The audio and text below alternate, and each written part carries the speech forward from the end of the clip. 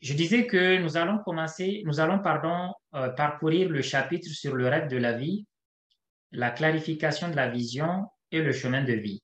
Donc, on ne peut pas commencer cette partie sans commencer par cette citation d'un philosophe, d'un écrivain britannique et irlandais, Oscar Wilde, qui disait que la sagesse, c'est d'avoir des rêves suffisamment grands pour ne pas les perdre de vue lorsqu'on les poursuit. Donc, je pense qu'il n'y a même pas besoin de donner plus de détails que cela. On sait qu'il y a plusieurs types de personnes par rapport au rêve de la vie. Des fois, on est piloté par des rêveries, c'est-à-dire des petits rêves, juste des étapes de la vie. Je vais être ça dans 2 ans, puis ça dans 3 ans, mais on n'a pas le schéma global de tout le tableau. Et donc, ce qu'il explique, c'est que quand le rêve est très grand, après, il y a peu de risque de se perdre lorsqu'on le poursuit. Et donc, très concrètement, il faut comprendre que le rêve de la vie, c'est quelque chose qui se prépare. Donc, j'aime bien les jeux de mots. Dans le livre, je disais que quand on a bien préparé le rêve de la vie, on peut ensuite mener une vie de rêve. Les deux vont de soi. Lorsque ce n'est pas le cas, malheureusement, on suit ce que notre environnement nous dicte. On suit ce que notre environnement nous propose. Et dans ce cas, malheureusement, on peut perdre énormément de temps et d'énergie sur des choses qui ne vont pas contribuer à ce rêve que nous voulons au fond de nous. Et donc, concrètement, je disais par exemple que la vie commence par un rêve. J'ai expliqué ce que j'entends par rêve dans le livre. Il y a plusieurs connotations dans lesquelles vous pouvez considérer le rêve. Avant même de parler du rêve de la vie, nous savons que le rêve est une forme d'état de conscience modifié, n'est-ce pas? Quand on rêve, quand on... Et donc, le cycle du sommeil va comporter 3 phases. Il y a d'abord la phase du sommeil léger. Donc là, on ne dort pas, on somnole, on est conscient de ce qui se passe, mais on est en train de partir. Ensuite, il y a le sommeil paradoxal entre le léger et le profond, et il y a le sommeil profond. En général, lorsque vous faites un rêve dans le sommeil profond, vous ne vous rappellerez pas des détails de ce rêve. Vous pouvez même oublier ce rêve, c'est quelque chose qui va vous ramener le souvenir. Les rêves dont vous vous rappelez, ça veut dire qu'ils sont faits dans la phase dite paradoxale, entre le sommeil léger et le sommeil profond. Et quand on parle de rêve, on peut avoir plusieurs types de significations. Des fois, les rêves ne sont que la projection d'une envie pressante du moment. Quelqu'un qui a très faim, il va rêver qu'il est en train de manger, par exemple, un bon plat. Quelqu'un qui a un problème ou une situation qui le stresse, il peut en rêver de cette situation. Et donc, des fois également, le rêve, c'est un signal parce que vous avez atteint, on va dire, une conscience beaucoup plus profonde de vous-même. Vous n'êtes plus dans le conscient qu'on voit, mais vous êtes dans les profondeurs de votre être, le subconscient. Et là, souvent, c'est des informations qui vous remontent. C'est pour ça qu'il y a beaucoup de grands savants, Nikola Tesla, par exemple, qui a créé le courant alternatif et qui disait que la plupart des inventions qu'il a faites, il les a d'abord vues dans son esprit et des fois dans ses rêves. Je vous ai parlé de la personne qui a découvert l'insuline contre le diabète. Elle a eu la solution dans le rêve. Elle a cherché par tous les moyens, elle n'a pas pu. Et donc, elle disait que c'est sa femme même qui l'a conseillé finalement d'aller au lit. Et c'est dans le rêve que ça lui est venu.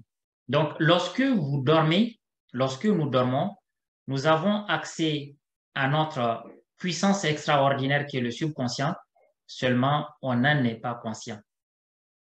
D'accord? Donc, on ne va pas parler de toutes ces approches, que ce soit psychologiques, spirituelles ou scientifiques du rêve. On va le laisser de côté. On va parler de cette situation-là qui fait que nous sommes prêts à affronter la vie et puis à aller réaliser ce que nous voulons. Donc, c'est de ce rêve-là dont je parle dans le livre et je l'ai appelé le rêve de la vie. C'est le moment où on a vraiment rassemblé tous les éléments du schéma du tableau. On sait à peu près ce qu'on veut faire. On est décidé de le faire. Et là, on peut dire que l'esquisse de la vie est prête et donc le rêve de la vie est prêt. Des fois, ce qu'on peut voir, il y a beaucoup de personnes, indépendamment de leur âge, ils peuvent avoir un âge très avancé, mais avec un rêve qui n'est pas du tout, on va dire, complet. Si vous les arrêtez, vous leur dites quel est le rêve de ta vie, ils n'en ont pas tout simplement. Et malheureusement, lorsque c'est comme ça, comme je le disais, c'est l'environnement, le milieu et puis les événements qui vont piloter votre vie. Parce qu'il n'y a pas de rêve, il n'y a pas de boussole. Le rêve, c'est la boussole de la vie. D'accord? Et donc, lorsque on parle de rêve, je disais également dans le livre qu'il est différent de toutes les rêveries qu'on peut avoir. Les rêveries, c'est toutes ces ambitions ou ces projets ou ces idées dans lesquelles on se projette, mais en réalité qui ne sont là que pour flatter notre ego, pour faire plaisir à quelqu'un ou pour imiter quelqu'un d'autre. Dans ce cas, ce n'est pas de ce genre de choses qu'on veut parler également. Donc, je disais dans un premier temps, il ne s'agit pas du rêve dans une approche que ça soit psychologique ou religieuse. Il ne s'agit pas également du rêve dans une approche scientifique. Et il ne s'agit pas également des rêveries que nous faisons juste pour faire comme quelqu'un ou pour battre quelqu'un. J'ai vu quelqu'un avec une belle promotion, je vais avoir mieux ou plus. Je mets tout ce que je peux juste pour faire comme lui. Là, je ne suis pas dans le rêve de ma vie. Je suis plutôt dans le rêve de quelqu'un. J'essaie de faire comme ce que quelqu'un a fait. Même si finalement c'est moi qui vais en bénéficier. Mais quand on est dans ce genre de prédisposition, malheureusement, on n'a pas fini d'avoir des projets parce que demain, si quelqu'un d'autre a un autre projet, vous allez voir les personnes comme ça, ils vont lâcher pour suivre cette personne. Après demain, c'est un autre qui a un autre truc. Donc, en fait, quand vous-même, vous n'avez pas votre rêve, eh bien, vous n'allez jamais arrêter de suivre le rêve des autres. Et votre vie va ressembler tout simplement d'aller d'un rêve de quelqu'un à un autre rêve de quelqu'un. Et vous-même, vous n'en avez pas un. Donc, on ne parle pas également du coup de ces rêveries que les gens peuvent avoir, qui sont là que pour flatter les égos. Et donc, on parle vraiment, comme je le disais, de la situation ou le point de départ à partir duquel on se dit, voilà, maintenant c'est bon. Voilà là où je veux aller. Le rêve, il a toujours quelque chose de mystérieux, quelque chose de tellement important que quand vous le dites à quelqu'un, on peut même vous rire à la face. Si vous me dites, mon rêve, c'est de faire ça et que j'ai pas dit waouh, ou vous-même vous ne dites pas waouh dans votre tête, c'est que ce n'est pas finalement un vrai rêve. Ce sont des petites étapes peut-être que vous voulez faire dans la vie, mais en réalité ou en général, quand on parle de rêve, ça fait toujours sourire les gens qui sont autour de vous.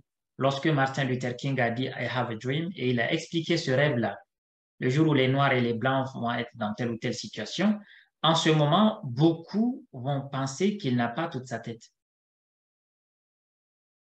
Et c'est pareil pour le rêve de la vie. Quand vous le dites, on va croire que non, vous n'avez pas toute votre tête. Eh bien, c'est là où il faut être d'ailleurs prêt pour aller chercher les résultats de ce rêve-là. Et donc, si on a compris la nuance que je voulais faire sur le rêve psychologique, le rêve religieux, je n'ai pas parlé du rêve religieux, il existe également. Dans toutes les religions, le rêve a une connotation bien précise. Chez les musulmans, par exemple, ça fait partie des moyens par lesquels Dieu s'adresse aux gens pour communiquer avec eux. Et donc, quand on passe au-delà de toutes ces dimensions et qu'on a compris qu'il ne s'agit pas des rêveries qu'on peut avoir, et donc là, il faut comprendre qu'il y a des choses qui vont soutenir le rêve de la vie. Une fois qu'on a à peu près l'image de ce rêve, je vais vous parler de 4 choses qui nous permettent de le rendre, on va dire, possible et donc de pouvoir le poursuivre beaucoup plus, je ne vais pas dire forcément sereinement parce que la vie n'est jamais aussi sereine qu'on peut le vouloir. Il y a toujours des hauts et des bas. Mais en tout cas, au moins, quand on travaille sur ces aspects, on donne une plus grande chance au rêve de sa vie de se réaliser.